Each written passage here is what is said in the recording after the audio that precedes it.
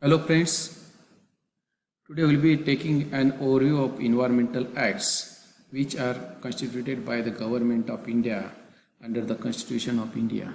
Ministry of Environment and Forest, that is MOEF, of Government of India deals with these environmental acts, serves as a nodal agency for the planning, promotion, making and of environment laws and their enforcement in India. These are the legislations to regulate and control the environmental pollution and to take care of the environment and the forest. Following are the other important agencies which helps the Ministry of Environment and Forest in carrying out the environment related activities. These are the Central Pollution Control Board, that is CPCB, is the highest agency for looking after the environmental and industrial impact on the environment. Then under the CPCB there is another state body, that is called State Pollution Control Board or SPCP. Every state is having their own SPCP or the boards which follows the norms by the Government of India and the CPCB. State departments of environment, then union territories of environmental committees, the Forest Survey of India, the Wildlife Institute of India, the National Afforestation and Eco Development Boards, the Botanical and Zoological Survey of India, etc. Then we'll taking a look on the major environmental laws dealing with the protection of environment under the various categories like water, air, then environment, and so on. So first of all, we'll see which are the different acts which are amended for or which are constituted, established for the water pollution. That is first Water Act, the water which is for prevention and control of pollution. That is this act developed in 1977. Then that is first act which is first prior to that, the Water and Prevention and Control of the Pollution Act 1974, which is amended later on in 1988. This next is recently the SES Act is also amended, which is established in 2003, that is Water Act. Then second, Air Pollution Act, which is for prevention and control of air pollution, which was established in 1981 and later on amended in 1987.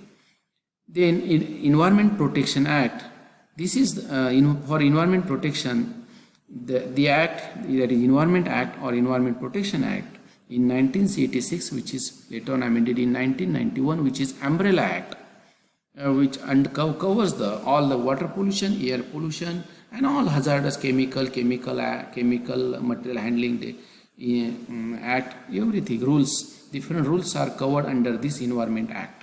Then next is the Public Liabilities Insurance. This Public Liability Insurance Act was established in 1991 and then amended in 1992. National Environment Appellate Authority Act is in 1997. Later on, the National Environment Tribunal Act in 1995. Next is Animal Welfare. The Prevention of Cruelty to Animal Act is earlier was established in 1960. Then with respect related to wildlife, the Wildlife Amendment Act in 2002. Prior to that, there was Indian Wildlife Protection Act, which was first developed for the forest. It is in 1972. Later on, it is amended in 1993, and later on, the Wildlife Amendment Act was established in 2002. Then, with respect to Forest Conservation Act in 1980, which is amended in 1988. Prior to that, there was the Indian Forest Act, which is the first act with respect to forest in 1927. Later on, this Wildlife Amendment Act and all the Indian Wildlife Act was established.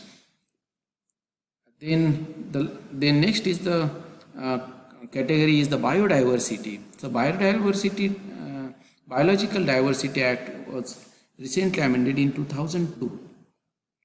Then in detail we'll be studying this some points with respect to the major act and for the environment pollution prevention and control.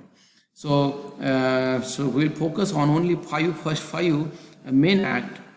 There are various rules also and amendment and notification circulated by the government of India with respect to this act. But these are the major act for the prevention and control of the pollution in the environment. That is, first is the Water Act, which is for prevention and control of water pollution, which was for the first constituted in 1974. This act provides for the prevention and control of water pollution and the maintenance or the restoration of wholesomeness of water, to maintain the quality of water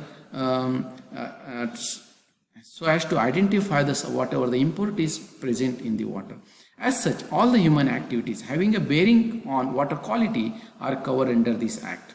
Subject to the provision in this act, no person without the previous consent of the State Pollution Control Board can establish any industry, operation or any treatment and disposal system or any extension or addition thereto which is likely to discharge sewage or trade effluent into a stream or well, severe or on hand, and have to apply to the SPCB consent to obtain the consent to establish. Later on, he has to obtain consent to operate the industry after establishment. This is Water Act. In its own term, we have defined. Then Water Prevention and Control Act, SES Act, with the Pandya Act in 1977. This is a sub-act for this Water Act. The main purpose of this act is to apply and collect the cess on water consumed by certain categories of industries specified in the schedule appended to that. The money thus collected is used by the CPCB and SPCB to prevent and control the water pollution. The third act, the Air Act, which is for air and prevention and control of air pollution in 1981. The objective of the Air Act 1981 is to prevent, control and reduce the air pollution, including the noise pollution. Under the provision of this act, no person shall, without previous consent of the SPCB, establish or operate any industrial plant in air pollution control area. The investor has to apply to the SPCB pollution consent to get the consent to operate. No person operate any industrial plants shall emit any air pollution in excess of the standards laid down by the SPCB and have to comply with the stipulated condition.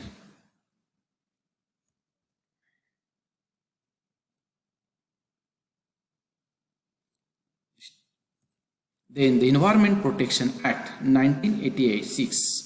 This is an umbrella act for the protection and improvement of the environment for all matters connected, which provides that no person carrying on any industry operation or process should discharge or emit or permit to discharge or emit any environmental pollutant in excess of such standards as mentioned prescribed.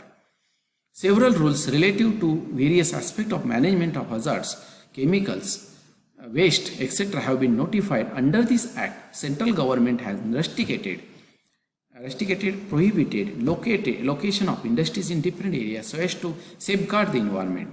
Many standards for any air pollution, discharge of effluent and noise have been evolved and notified. Subject to the provision of this act, central government has the power to take all the measures as it is deemed necessary for the purpose of the protection and the improving the environment.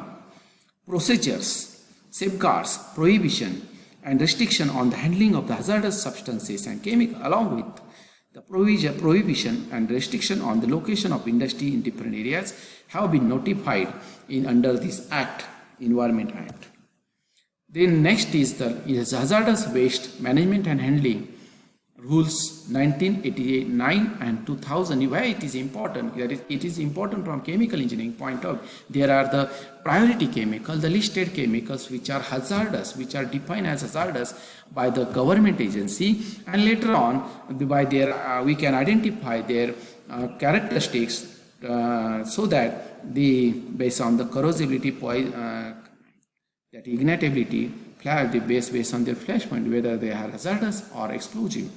Under these hazardous waste have been categorized in 18 categories. Under this rule, project proponent handling hazardous waste must report to the concerned authorities regarding handling of waste, obtain authorization for handling waste, maintain the proper records, file annual returns, label all packages, consignments, etc. Report any accident immediately for report import export of hazardous waste. MOEF notified the hazardous waste amendment rules in January 6, 2000 as an amended act. Under this rule, toxic chemical, flammable chemicals and explosive have been redefined to be termed as hazardous chemical or priority chemical. As per new criteria, there are almost approximately 684 hazardous chemicals available as a priority chemicals. Thank you once again.